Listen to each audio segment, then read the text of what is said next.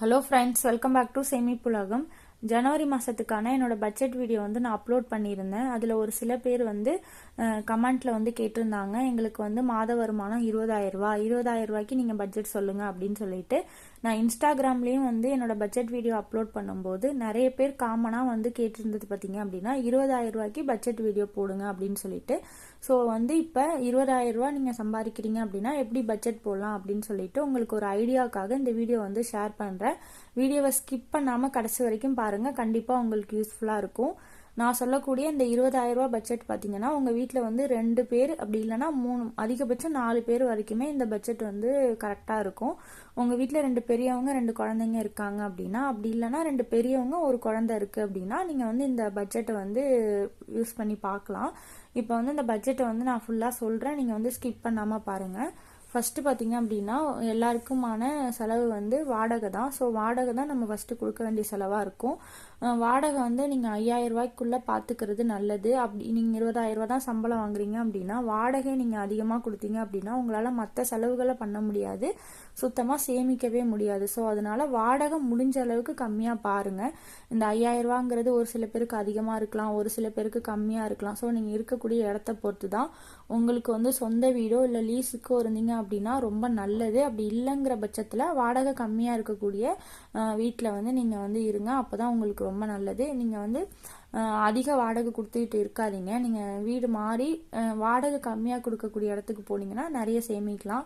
அடுத்தது பார்த்தீங்க அப்படின்னா அடுத்த செலவு வந்து மளிகை பொருட்கள் வாங்குறது. மளிகை பொருட்கள் எப்படி வந்து மிச்சப்படுத்தி காசை வாங்கலாம் அப்படின்னு பார்த்தீங்க அப்படின்னா, இப்போ நீங்கள் வந்து மளிகை பொருட்களில் வந்து எல்லா மளிகை பொருட்களுமே அரிசி, எண்ணெய், உங்களுக்கு தேவையான மளிகை பொருள் ப்ளஸ் வந்து உங்களுக்கு கிளீனிங் ஐட்டம், உங்களுக்கு தேவையான பொருள் எல்லாமே நீங்கள் ஒரு 2,000 ரூபாய்க்குள்ளே வாங்கிடலாம். இப்போ இருக்க நிலமையில எப்படி 2,000 ரூபாய்க்கு வாங்க முடியும் நீங்கள் யோசிக்கலாம்.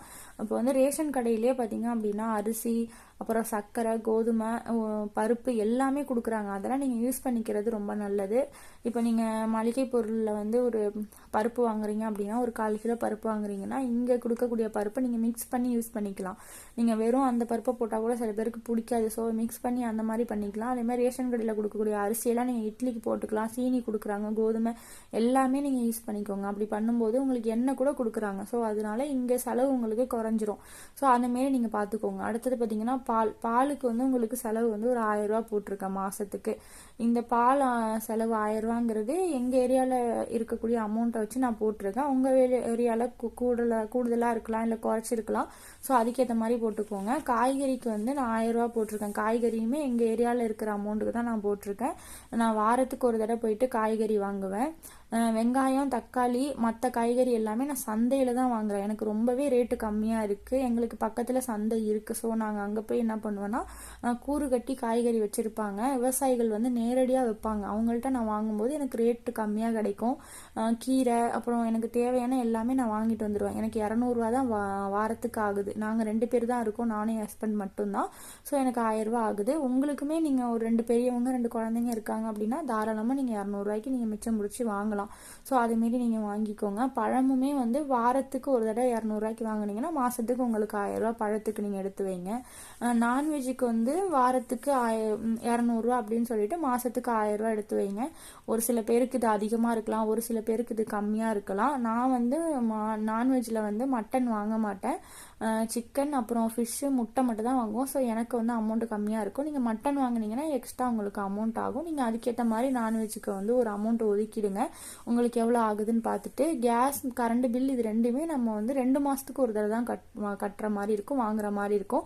எனக்கு கேஸ் வந்து 2 மாதத்துக்கு ஒரு தடவை தான் வரும். கரண்ட் பில் எல்லாருக்குமே 2 மாதத்துக்கு ஒரு தடவை தான் கட்டுற மாதிரி இருக்குது.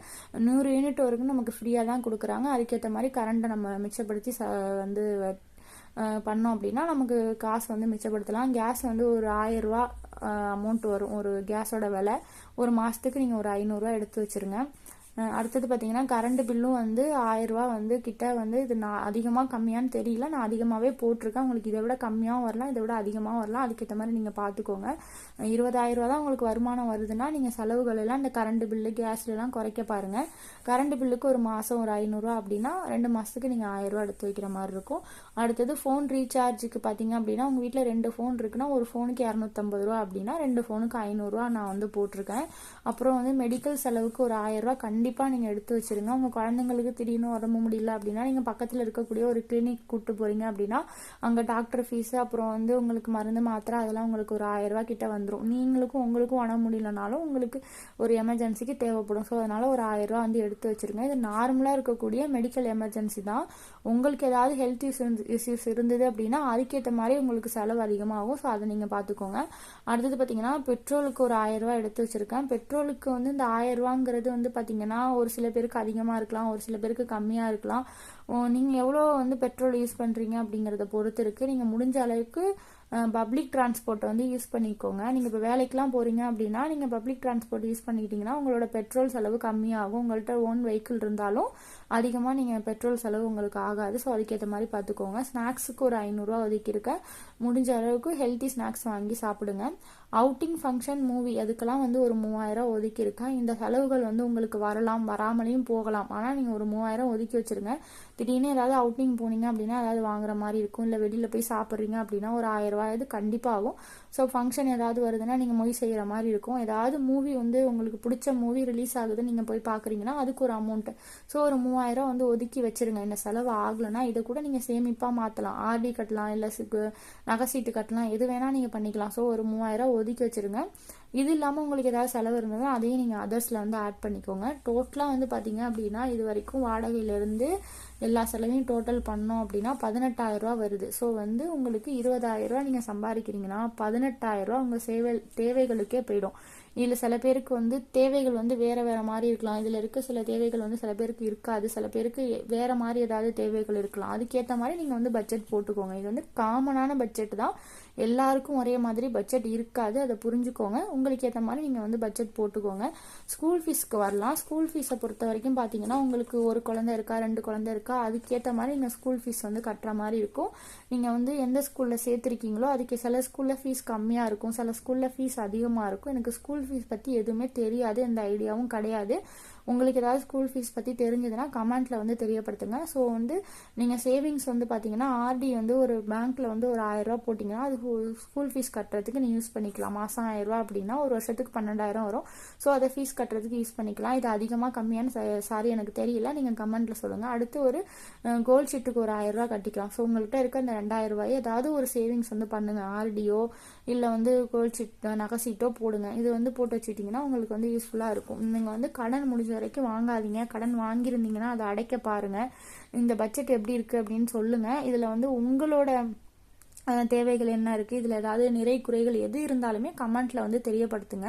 இந்த வீடியோ யூஸ்ஃபுல்லாக இருந்துச்சுன்னா மறக்காமல் ஒரு லைக் பண்ணுங்கள். உங்கள் ஃப்ரெண்ட்ஸ் அண்ட் ஃபேமிலிக்கு தேவைப்படுதுன்னு நினச்சிங்கன்னா கண்டிப்பாக வீடியோவை வந்து ஷேர் பண்ணுங்கள். சப்ஸ்கிரைப் பண்ணாமல் பார்த்துட்ருக்கீங்க அப்படின்னா ப்ளீஸ் சப்ஸ்கிரைப் பண்ணிக்கோங்க. அடுத்த ஒரு யூஸ்ஃபுல்லான வீடியோவில் வந்து பார்க்குறேன். தேங்க்யூ.